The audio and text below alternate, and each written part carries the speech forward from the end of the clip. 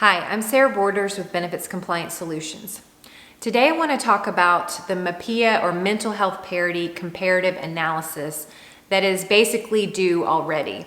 And what this is it is a requirement for a plan, the plan sponsor, to be able to provide this comparative analysis report to a regulator of any of the agencies upon request.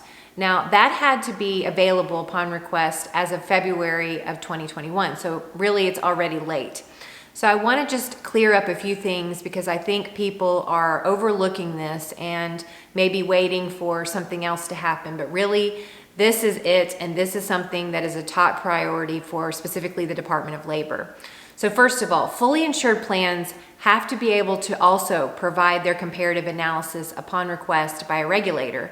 So this does require that the carrier produces it and provides it, but you have to actually request it and have it ready in order to give to some member of an agency. And that could be a federal agency or a state agency.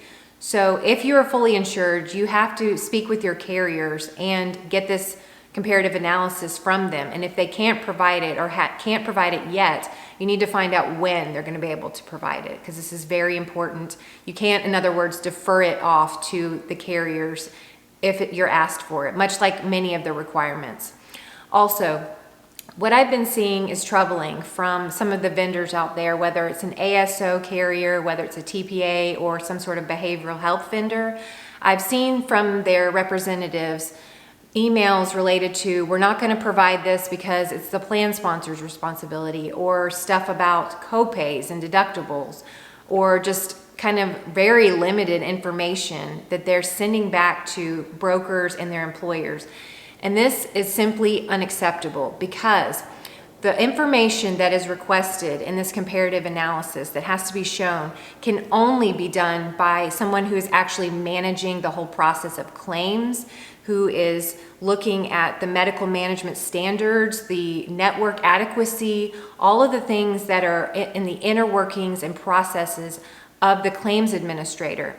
This comparative analysis looks at non-quantitative treatment limitations. Copays, deductibles, all those things, those are numbers, those are quantitative treatment limitations. This comparative analysis doesn't even ask for that information. That's supposed to be easy to understand.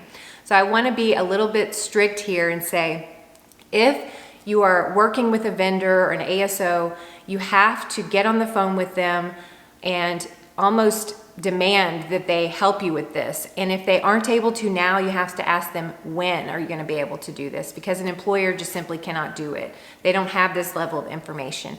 And so this is the kind of information that the Department of Labor has identified that they want to see in this report, and explained and produced, documents and reports and showing your work, in other words, of why you have this in your plan.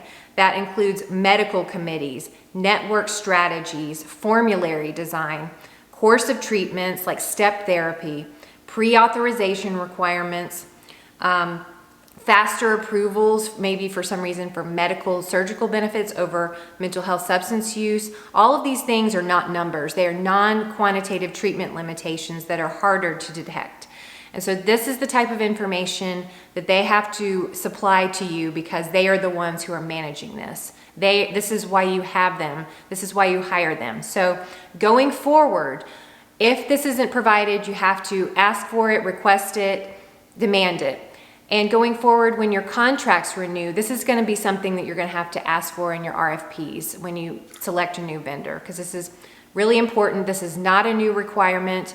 This is something that the agencies are very, very serious about, and they put it into the Consolidated Appropriations Act because they're done kind of waiting for plans to get around to complying with this. This is something that's going to have to be dealt with this year. So hopefully that was helpful for you. Hopefully this is something that kind of lights a fire under you, a little more fiery video. Thanks so much, and let us know if you have any questions.